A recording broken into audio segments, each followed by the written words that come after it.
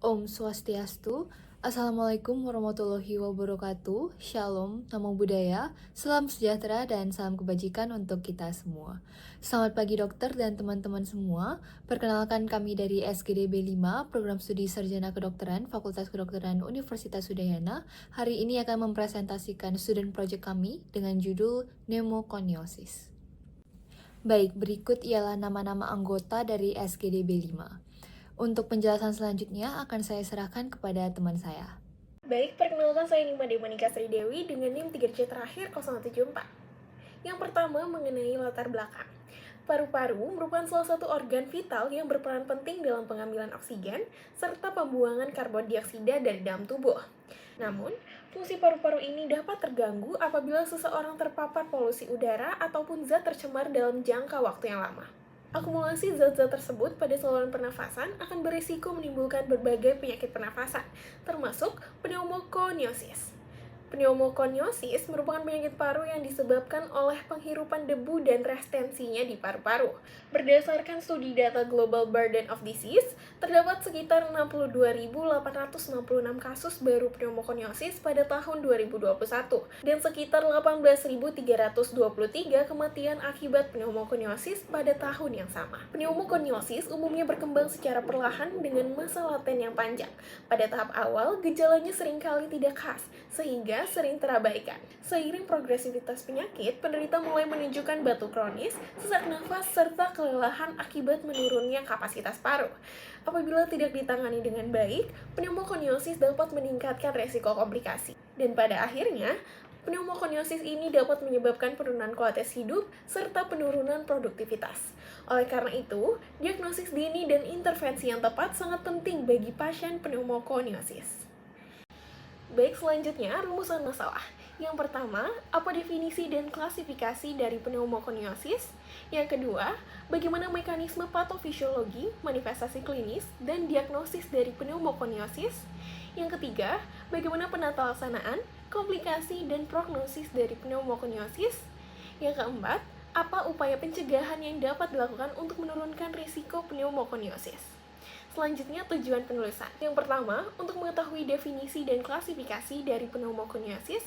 Yang kedua, untuk mengetahui mekanisme patofisiologi, manifestasi klinis, dan diagnosis dari pneumoconiosis. Yang ketiga, untuk mengetahui penata laksanaan, komplikasi, dan prognosis dari pneumoconiosis. Yang keempat, untuk mengetahui upaya pencegahan yang dapat dilakukan untuk menurunkan risiko pneumoconiosis. Baik, izinkan saya untuk melanjutkan. Perkenalkan, saya Mudz Zulfikar Akbar dengan 3 digit NIM terakhir 138. Baik, untuk manfaat penulisan student project kami, yang pertama adalah memberikan pemahaman mengenai definisi dan klasifikasi dari pneumoconiosis, kemudian membantu mengenalkan faktor resiko terhadap kelompok berisiko dan meningkatkan pengetahuan dalam diagnosa dan menangani pasien, memberikan pemahaman langkah-langkah pencegahan dari pneumoconiosis, dan menjadi referensi edukatif dalam meningkatkan kesadaran akan pentingnya menjaga kesehatan paru-paru bagi kelompok berisiko. Baik, selanjutnya kita lanjut ke bab 2, tinjauan pusaka. Untuk definisi sendiri dari pneumoconiosis itu adalah penyakit paru-paru yang diakibatkan oleh adanya inhalasi dari partikel anorganik maupun mineral. Ini tuh akan mencetuskan dari mediator sitokin proinflamasi seperti TNF-alpha, interleukin 1, dan mengaktifkan enzim lisosom. Nah, akibat dari sitokin proinflamasi ini itu akan bisa menyebabkan fibrosis dari jaringan paru yang bersifat progresif dan irreversible. Kemudian dari pneumoconiosis itu dibagi menjadi beberapa jenis. Yang pertama adalah silikosis yang diakibatkan oleh silika, asbestosis oleh asbes, dan cold worker pneumoconiosis yang disebabkan oleh batu bara. Dan untuk pneumoconiosis ini merupakan penyakit yang yang menyerang kelompok berisiko seperti pekerja pertambangan, batu bara, dan juga konstruksi. Baik, di sini saya izin untuk melanjutkan. Sebelumnya perkenalkan, nama saya Natania Marcelin Chandra dengan 3 digit NIM terakhir 174. Di sini saya akan menjelaskan mengenai klasifikasi daripada pneumoconiosis. Jadi yang pertama, klasifikasi berdasarkan etiologi terlebih dahulu, itu dari jenis debu penyebabnya, bisa dari silikosis, itu akibat inhalasi debu silika kristalin bebas, bisa kuarsa, tridimit, ataupun kristobalit. Lalu yang kedua, bisa pneumoconiosis silikat yang disebabkan oleh debu silikat seperti asbes, mika, serpentin, dan banyak lagi. Kemudian bisa pneumoconiosis pneumokoniosis karbon ataupun coal worker pneumokoniosis itu disebabkan oleh debu batu bara, grafit ataupun karbon aktif. Kemudian ada pneumokoniosis campuran itu akibat inhalasi kombinasi 2 ataupun lebih jenis debu mineral. Yang terakhir itu bisa pneumokoniosis lainnya seperti disebabkan oleh debu logam atau senyawa logam seperti berilium, aluminium maupun timah. Kemudian kalau klasifikasinya itu berdasarkan keparahan radiologis dan juga morfologis, pertama kita bisa melihat dari klasifikasi ILO atau International Labour Organization terlebih dahulu. Standar internasional yang digunakan untuk menilai kelainan radiologis paru akibat paparan debu industri. Nah, untuk penilaiannya itu meliputi kelainan parenkim paru. Kalau misalnya opasitasnya kecil, itu dinilai berdasarkan ukuran, bentuk, dan jumlah. Kalau opasitasnya besar, itu kita menandakan sebagai penyakit lanjut. Kalau A itu di bawah sama dengan 5 cm, B itu di atas 5 cm tapi tidak melebihi zona atas paru, dan C lebih luas daripada kategori B. Kemudian untuk kelainan pleura juga sebagai meliput daripada penilaian daripada ILO, yaitu dari penebalannya, klasifikasinya ataupun ada atau tidaknya efusi pleura. Kemudian untuk tingkat penyakitnya itu ada pneumokoniosis sederhana itu hanya opasitas kecil saja dan juga ada pneumokoniosis berat atau PMF yang terdapat opasitas besar. Baik, selanjutnya, kalau berdasarkan keparahan radiologis dan morfologis, bisa juga didapatkan klasifikasinya dari sistem ICORD atau International Classification of Occupational and Environmental Respiratory Disease. Jadi, itu digunakan untuk kita mendeteksi perubahan dini jaringan paru dengan menggunakan high resolution CT scan, serta dari klasifikasi tersebut itu memberikan skor 0 sampai 3 untuk setiap segmen paru. Nah, dia itu menilai 3 aspek. Yang pertama ada lesi interstisial, kedua kelainan pleura, dan ketiga adalah derajat dari emfisema. Dan dia itu lebih sensitif daripada fototoraks yang konvensional seperti biasa. Lalu, digunakan juga dalam penelitian modern dan untuk pemantauan perkembangan penyakit melengkapi klasifikasi ILO. Om Swastiastu, perkenalkan nama saya Mari Jokta Sana Satya L dengan 3 digit terakhir 189. Pada kesempatan kali ini saya izin untuk menjelaskan mengenai epidemiologi dari pneumokoniosis. Dalam 5 tahun terakhir, beban penyakit pneumokoniosis secara global masih tergolong tinggi, meskipun berbagai program pencegahan telah dijalankan. Berdasarkan data Global Burden of Disease tahun 2021, tercatat sekitar 62.466 kasus baru dan 18.323 kematian akibat penyakit ini, dengan angka kejadian yang disesuaikan menurut umur sebesar 0,736 per 100.000 penduduk dan angka kematian yang disesuaikan menurut umur sebesar 0,219 per 100.000 penduduk. Meskipun jumlah kasus secara absolut meningkat dibandingkan tahun 1990, tren kedua angka tersebut justru menurun masing-masing sebesar 28,5% dan 52,8% yang menunjukkan adanya peningkatan efektivitas kebijakan keselamatan kerja di negara dengan pendapatan tinggi. Kemudian, silikosis merupakan bentuk pneumokoniosis yang paling umum, menyumbang sekitar 56,7% dari seluruh kasus, terutama di negara dengan aktivitas industri dan pertambangan yang tinggi seperti Tiongkok, India, dan Indonesia, di mana paparan debu silika masih sering terjadi. Kemudian, laki-laki mendominasi kasus karena lebih banyak bekerja di sektor berisiko tinggi, dengan angka kejadian disesuaikan menurut umur sebesar 1,36 per 100.000 penduduk, jauh lebih tinggi dibandingkan perempuan yang hanya 0,21 per 100.000 penduduk. Om Swastiastu. Perkenalkan, saya Gusti Ngurang Putra dengan 3 digit yang terakhir 156. Etiologi dari penyakit pneumokoniosis berbeda-beda sesuai dengan jenis debu yang menyebabkannya, di mana jenis pneumokoniosis yang paling umum adalah silikosis, yang disebabkan oleh adanya paparan debu silika kristalin yang biasanya dapat ditemukan pada industri pertambangan dan konstruksi. Lalu ada asbestosis yang merupakan jenis pneumokoniosis lainnya yang disebabkan oleh inhalasi serat abses. Setelah itu ada coal workers pneumokoniosis atau CWP, di mana ini adalah pneumokoniosis yang terjadi akibat adanya paparan debu batu bara secara terus-menerus. Berikutnya ada hard metal pneumokoniosis yang diakibatkan oleh debu logam keras seperti debu tungsten, kobalt, ataupun nikel. Lalu ada copper pneumokoniosis atau pneumokoniosis akibat debu tembaga. Berikutnya ada talc pneumokoniosis yang disebabkan akibat dari debu talc. Lalu bisinosis yang merupakan pneumokoniosis yang disebabkan oleh debu kapas, dan yang terakhir adalah mixed dust pneumokoniosis atau pneumokoniosis debu campuran. Nah, sesuai dengan namanya, penyakit ini terjadi ketika seorang terpapar dengan debu yang terdiri dari berbagai jenis bahan, baik anorganik maupun organik. Sebagai contoh, seorang pekerja penggiling tepung yang terpapar campuran debu organik seperti debu tepungnya, lalu dia juga terpapar oleh debu silika dan asbestos yang ada di lingkungan kerjanya. Untuk faktor risikonya, itu yang utama merupakan paparan debu di lingkungan kerja, terutama dalam pekerjaan yang melibatkan debu mineral dan organik, seperti pekerja tambang, pekerja konstruksi, pekerja pabrik, dan pekerja penggilingan tepung. Nah, untuk jangka waktu dan intensitas paparan dan juga jenis debu dihirup dan lingkungan kerja itu menjadi faktor lainnya di dalam pekerjaan mereka. Setelah itu, faktor yang terikat yang mungkin ada juga itu ada terkait genetik, usia, jenis kelamin, serta kebiasaan buruk seperti merokok. Baik, perkenalkan saya Gideon Wiatama dengan nomor 25. Di sini saya mengukuhkan presentasi terkait dengan patofisiologi dari pneumokoniosis, yang dimana itu diawali dengan adanya inhalasi dari partikel-partikel yang lolos dari sistem mukosiliar, yaitu biasanya berukuran kurang dari 5 mikron. Setelah itu akan adanya penumpukan pada bronchiolus terminalis dan juga pada alveolus. Nah, setelah itu nanti dia akan dilakukan penyerapan oleh sel-sel makrofag pada alveoli, yang dimana dia itu ditamakan prosesnya fagositosis. Nah, proses ini itu nanti dia akan menghasilkan sitokin-sitokin inflamasi seperti interleukin 1 dan juga TNF alpha. Dan juga dia itu nanti akan meningkatkan radikal bebas dalam jaringan alveolus kita. Nah, setelah itu nanti setelah proses inflamasi itu selesai, nanti baru kita masuk ke proses fibrosis, yang dimana dia itu nanti akan dilakukan melalui stimulasi dari faktor-faktor pertumbuhan kita. Nah, setelah itu pada proses fibrosis itu juga ada yang namanya aktivasi dari sel-sel fibroblast, yang dimana dia itu menghasilkan produk-produk jaringan ikat itu pada ekstraselular matrix dan juga enzim, yaitu namanya matrix metalloproteinase. Nah, dimana nanti fibroblast ini itu juga akan menghasilkan kolagen dan juga fibronektin. Nah, ketika dia itu menghasilkan yang berlebihan, jika berlebihan produksi dari fibronektin juga kolagen, nanti akan terjadi pembentukan jaringan parut. Mungkin sekian dari saya, terima kasih. Penyakit ini biasanya asimptomatik. Gejala umumnya biasanya muncul setelah fibrosis paru sudah berkembang cukup parah.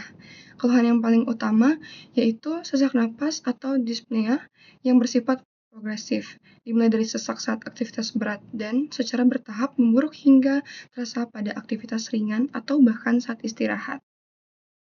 Manifestasi klinis spesifik yang muncul dapat berbeda tergantung pada jenis partikel debu yang dihirup. Pada CWP, penyakit ini dapat bermanifestasi sebagai emfisema dan menunjukkan pola obstruktif pada tes fungsi paru, terlepas dari status merokok pasien. Kondisi ini menyebabkan penurunan kapasitas difusi paru. Sementara itu, pada pasien yang mengalami asbestosis, selain sesak nafas, gejala yang khas adalah suara crackles pada basal paru-paru saat dilakukan auskultasi dan munculnya clubbing pada. Perkenalkan, saya Lomade Prajani Putri dengan 3 digit NIM akhir 106. Selanjutnya saya akan menjelaskan mengenai diagnosis pneumokoniosis. Untuk diagnosis dari pneumokoniosis sendiri ini dapat ditegakkan berdasarkan 3 hal yang utama, yakni terdapat riwayat paparan debu anorganik dalam jangka panjang dan juga dosis yang tinggi, kemudian terdapat gambaran radiologi yang khas dan juga tidak ditemukannya penyakit lain yang dapat menjelaskan kondisi tersebut. Untuk riwayat dari paparan ini mencakup jenis debu seperti abses, silika, ataupun debu batu bara, durasi dan juga intensitas dari paparan, serta penggunaan alat pelindung diri.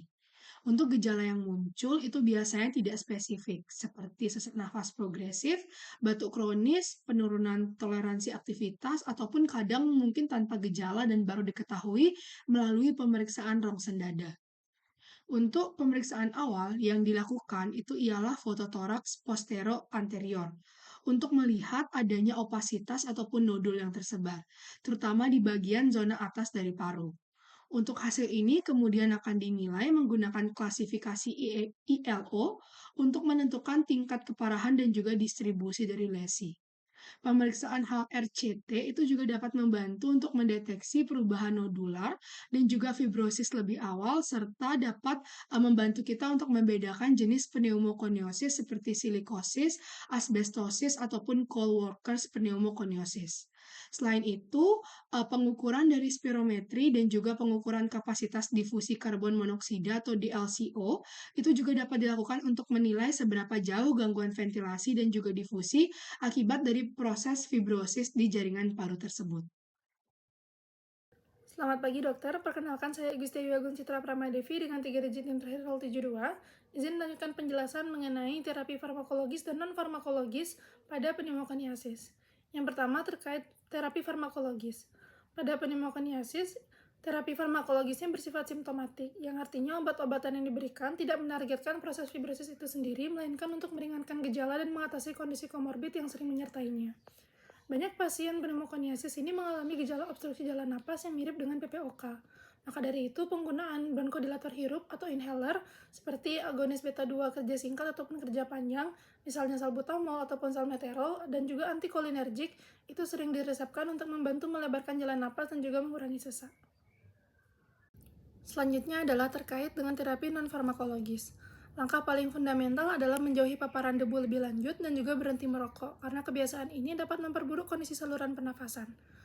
Kemudian, rehabilitasi paru juga menjadi intervensi yang komprehensif dan sangat direkomendasikan untuk meningkatkan kondisi fisik dan psikologis pasien dengan penyakit pernapasan kronis. Program ini dirancang khusus untuk setiap pasien dan biasanya berlangsung selama 6-12 minggu, mencakup berbagai komponen seperti latihan fisik, edukasi, dan juga perubahan perilaku. Latihan fisik yang terstruktur termasuk latihan aerobik dan penguatan otot ini bertujuan untuk meningkatkan toleransi aktivitas, mengurangi rasa sesak, dan juga pada akhirnya meningkatkan kualitas hidup secara keseluruhan. Pasien juga penting untuk diedukasi tentang manajemen penyakit, teknik pernapasan yang benar, dan juga pentingnya nutrisi. Sekian pemaparan dari saya, akan dilanjutkan oleh rekan lainnya. Perkenalkan, saya Rati Kartika dengan 3 digit NIM terakhir 241 dan di sini saya akan membahas komplikasi beserta prognosis dari pneumokoniosis. Pneumokoniosis adalah penyakit paru akibat paparan debu di tempat kerja yang bisa menyebabkan kerusakan paru bersifat menetap dan sulit disembuhkan. Komplikasi yang sering terjadi antara lain sesak nafas yang makin berat, batuk kronis, dan penurunan fungsi paru akibat gangguan saluran nafas kecil. Banyak pasien juga mengalami infeksi paru berulang, terutama tuberkulosis, karena jaringan paru yang rusak lebih mudah diserang kuman. Pada beberapa kasus, dapat terbentuk jaringan parut besar di paru, dikenal sebagai fibrosis masif progresif, yang memperparah kerusakan. Selain itu, tekanan darah di pembuluh darah paru bisa meningkatkan dan menyebabkan beban tambahan kanan pada jantung kanan. Dalam jangka panjang, komplikasi lain seperti kanker paru dan penyakit jantung juga dapat muncul. Prognosis atau harapan hidup pasien sangat bergantung pada seberapa parah penyakitnya saat terdiagnosis, kemudian usia pasien, dan beberapa lama ia terpapar debu. Penelitian menunjukkan bahwa semakin lama seorang terpapar debu, semakin tinggi resiko kematiannya, sekitar 20% lebih tinggi.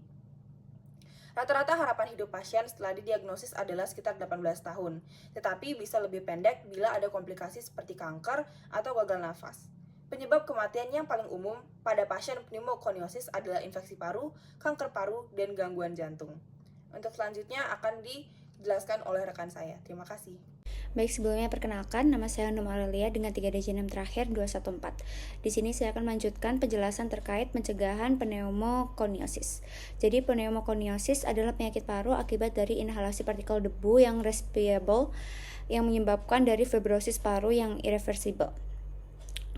Karena bersifat tidak dapat disembuhkan, jadi dia itu memfokuskan pada pencegahan dan juga pengendalian dari paparan di tempat kerja melalui penerapan ventilasi yang baik, kemudian penggunaan metode basah serta memakai alat pelindung diri secara konsisten. Selain itu, pemeriksaan kesehatan rutin, pelatihan keselamatan kerja, dan juga edukasi pekerja berperan penting dalam mendeteksi dini serta mencegah dari progresivitas penyakit ini. Mungkin sekian dari saya, akan dilanjutkan oleh rekan saya. Terima kasih. Perkenalkan, nama saya Joylin Gonata dengan 3 digit NIM terakhir 018. Sebagai kesimpulan, pneumokoniosis merupakan penyakit paru akibat inhalasi partikel anorganik atau mineral yang menyebabkan inflamasi kronis dan fibrosis progresif pada jaringan paru. Penyakit ini termasuk dalam kategori penyakit akibat kerja yang umumnya menyerang pekerja di sektor pertambangan, konstruksi, manufaktur, serta industri yang menghasilkan debu respirable tinggi. Berdasarkan jenis partikelnya, pneumokoniosis terbagi menjadi beberapa bentuk, seperti silikosis, asbestosis, dan pneumokoniosis pekerja batubara. Patofisiologi penyakit ini melibatkan aktivasi makrofag dan pelepasan mediator inflamasi yang berujung pada pembentukan jaringan parut. Gejala umumnya berupa sesak napas progresif dan batuk kronis, sedangkan diagnosis ditegakkan melalui riwayat paparan debu, pemeriksaan radiologi, HRCT, dan uji fungsi paru. Penata laksanaan bersifat suportif dan simptomatik, termasuk terapi farmakologis berupa bronkodilator ataupun kortikosteroid, serta non-farmakologis seperti rehabilitasi paru, penghentian paparan debu, dan dukungan nutrisi serta psikologis. Nah, karena bersifat irreversible, pencegahan merupakan aspek paling penting dalam menekan angka kejadian pneumokoniosis. Pencegahan dapat dilakukan melalui pengendalian teknis di tempat kerja, penggunaan alat pelindung diri, pemeriksaan kesehatan berkala, serta kebijakan pemerintah yang tegas terhadap standar keselamatan industri. Baik, sekian presentasi dari SGDB 5. Mohon maaf apabila ada kesalahan, baik yang disengaja maupun yang tidak disengaja. Saya tutup presentasi ini dengan Parama Santi, Om Santi Santi Santi Om. Wassalamualaikum warahmatullahi wabarakatuh. Shalom, Namo Buddhaya, salam sejahtera dan salam kebajikan untuk kita semua. Terima kasih.